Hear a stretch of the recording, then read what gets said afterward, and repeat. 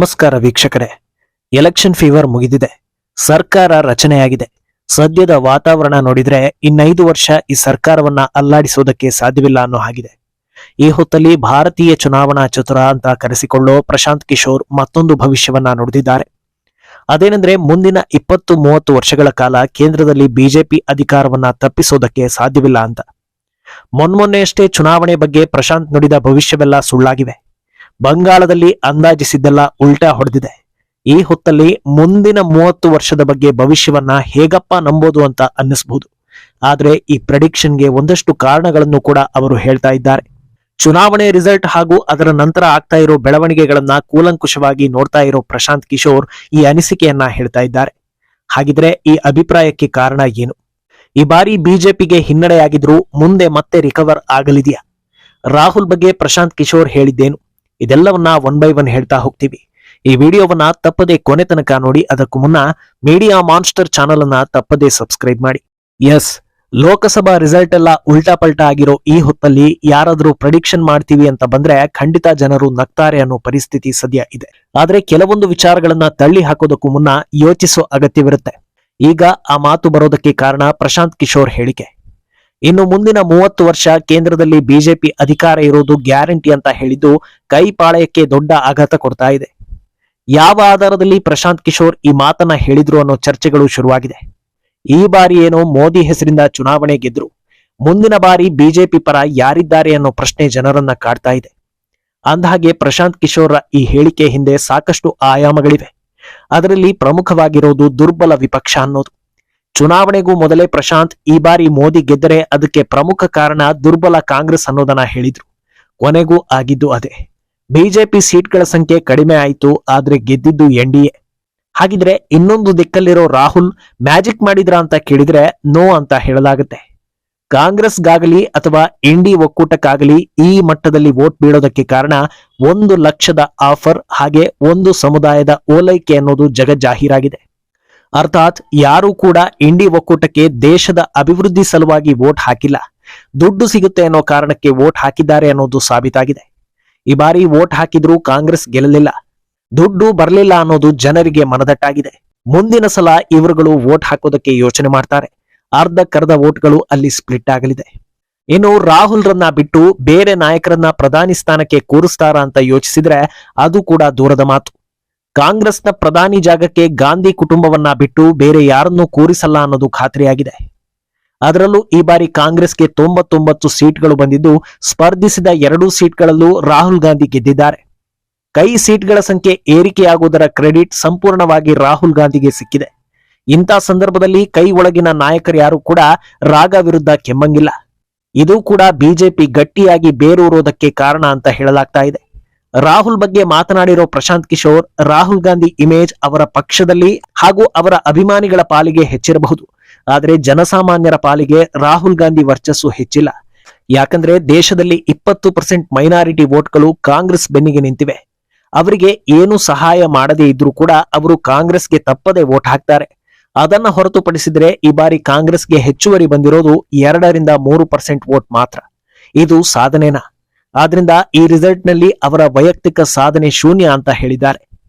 ಇನ್ನು ಈ ಹೇಳಿಕೆಗೆ ಇನ್ನೊಂದು ಪ್ರಮುಖ ಕಾರಣ ಏನಂದ್ರೆ ಈ ಬಾರಿ ಮತದಾರರು ಡಿವೈಡ್ ಆಗಿರೋದು. ಭವ್ಯ ಭಾರತದ ಇತಿಹಾಸದಲ್ಲಿ ಯಾವತ್ತೂ ಕೂಡ ಹಿಂದೂ ಧರ್ಮೀಯರು ಒಂದೇ ಪಕ್ಷಕ್ಕೆ ವೋಟ್ ಹಾಕಿದವರಲ್ಲ.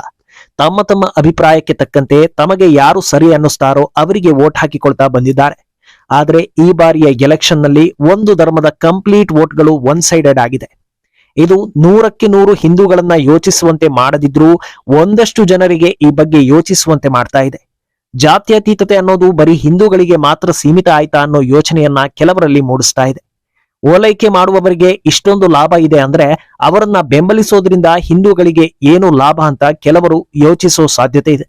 ಇದೇ ರೀತಿ ಧರ್ಮದ ಆಧಾರದಲ್ಲಿ ವೋಟಿಂಗ್ ನಡೀತಾ ಹೋದ್ರೆ ಬಹುಸಂಖ್ಯಾತರಲ್ಲಿ ಕೆಲವರನ್ನ ಬಿಟ್ಟು ಉಳಿದವರೆಲ್ಲರೂ ಒನ್ ಸೈಡೆಡ್ ಆಗುವ ಸಾಧ್ಯತೆಗಳಿವೆ. ಆದ್ರಿಂದ ಇದು ಬಿಜೆಪಿಗೆ ಲಾಭ ತರಿಸಲಿದೆ ಅಂತ ಹೇಳಲಾಗ್ತಾ ಇದೆ.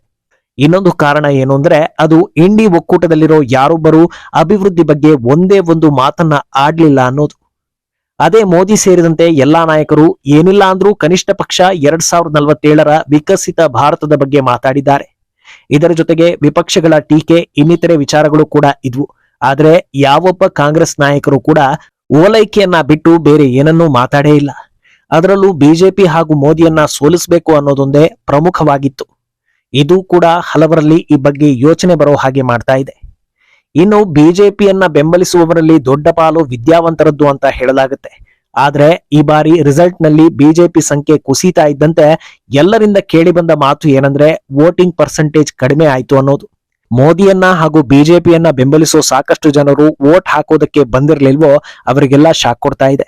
ಆದ್ರಿಂದ ಮುಂದಿನ ಬಾರಿ ಸ್ವಲ್ಪ ಮಟ್ಟಿಗಾದ್ರೂ ವೋಟಿಂಗ್ ಪರ್ಸೆಂಟೇಜ್ ಇಂಪ್ರೂವ್ ಆದ್ರೆ ಅದರ ಲಾಭ ಹೋಗೋದು ಮತ್ತೆ ಬಿಜೆಪಿಗೆ. ಇನ್ನೊಂದು ಪ್ರಮುಖ ಕಾರಣ ಏನಂದ್ರೆ ಅದು ಬಿಜೆಪಿ ಬೆಳೆದು ಬಂದ ಗ್ರಾಫ್.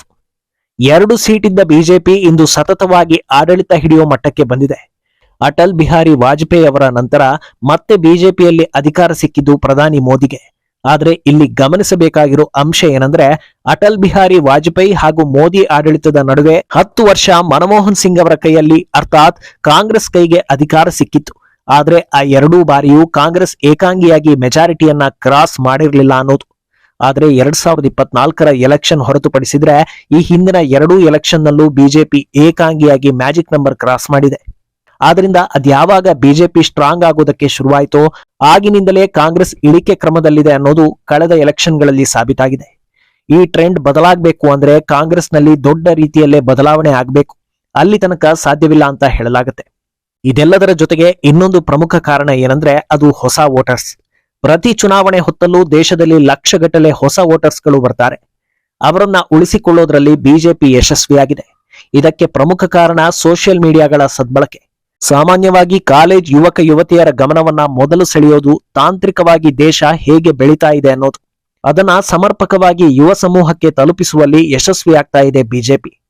ಅಲ್ಲದೆ ಯುವ ಸಮೂಹವನ್ನ ನಂಬಿಕಸ್ಥ ಮತದಾರರು ಅಂತ ಪರಿಗಣಿಸಬಹುದು. ಯಾಕಂದ್ರೆ ಮೊದಲ ಬಾರಿಗೆ ವೋಟ್ ಹಾಕ್ತಾ ಇದ್ದೀನಿ ಅಂದಾಗ ಅಲ್ಲೊಂದು ಎಕ್ಸೈಟ್ಮೆಂಟ್ ಇರುತ್ತೆ. ವೋಟಿಂಗ್ ಮಿಸ್ ಮಾಡಿಕೊಳ್ಳುವವರ ಸಂಖ್ಯೆ ತೀರಾ ಕಡಿಮೆ ಇರುತ್ತೆ. ಅದೇ ಸ್ವಲ್ಪ ದೊಡ್ಡವರಾದ್ಮೇಲೆ ನನ್ನೊಬ್ಬನ ವೋಟ್ನಿಂದ ಯಾರಿಗೂ ಏನು ಆಗಲ್ಲ ಅನ್ನೋ ಫೀಲ್ ಬರುತ್ತೆ. ಆದ್ರಿಂದ ಯುವ ಸಮೂಹ ಕೂಡ ಬಿಜೆಪಿ ಪಾಲಿಗೆ ದೊಡ್ಡ ವರವಾಗ್ತಾ ಇದೆ. ಇನ್ನು ಸಾಮಾನ್ಯವಾಗಿ ಅದೆಂತ ಒಳ್ಳೆ ಸರ್ಕಾರ ಆಗಿದ್ರೂ 10 ಅಥವಾ 15 ವರ್ಷಗಳು ಕಳೀತಾ ಇದ್ದ ಹಾಗೆ ಸಹಜವಾಗಿಯೇ ಜನರಿಗೆ ಬದಲಾವಣೆ ಬೇಕೇನೋ ಅಂತ ಅನಿಸೋದಕ್ಕೆ ಶುರುವಾಗುತ್ತೆ. ಆ ಲೆಕ್ಕದಲ್ಲಿ ಬಿಜೆಪಿ ಈ ಬಾರಿ ಇಷ್ಟು ಸೀಟ್ಗಳನ್ನ ಗೆದ್ದಿದ್ದೇ ಹೆಚ್ಚು ಅಂತ ಹೇಳಲಾಗ್ತಾ ಇದೆ. ಆದ್ರೆ ಈ ಬಾರಿ ಹಿನ್ನಡೆಗೆ ಅಸಲಿ ಕಾರಣ ಏನು ಅನ್ನೋದು ಬಿಜೆಪಿ ಹೈಕಮಾಂಡ್ ಗಮನಕ್ಕೆ ಬಂದಿದೆ. ಮುಂದಿನ ಎಲೆಕ್ಷನ್ಗೆ ಹೋಗೋ ಹೊತ್ತಲ್ಲಿ ಇದೆಲ್ಲವೂ ರಿಪೇರಿ ಆಗಲಿದೆ ಅಂತ ಹೇಳಲಾಗ್ತಿದೆ. ಇದೆಲ್ಲದರ ಜೊತೆಗೆ ಮುಂದಿನ ಚಳಿಗಾಲದ ಹೊತ್ತಲ್ಲಿ ನಡೆಯೋ 3 ರಾಜ್ಯಗಳ ಎಲೆಕ್ಷನ್ ನಲ್ಲಿ 2 ರಾಜ್ಯಗಳು ಬಿಜೆಪಿ ತೆಕ್ಕೆಗೆ ಬೀಳಲಿವೆ ಅನ್ನೋದನ್ನ ಪ್ರಶಾಂತ್ ಕಿಶೋರ್ ಹೇಳ್ತಾ ಇದ್ದಾರೆ.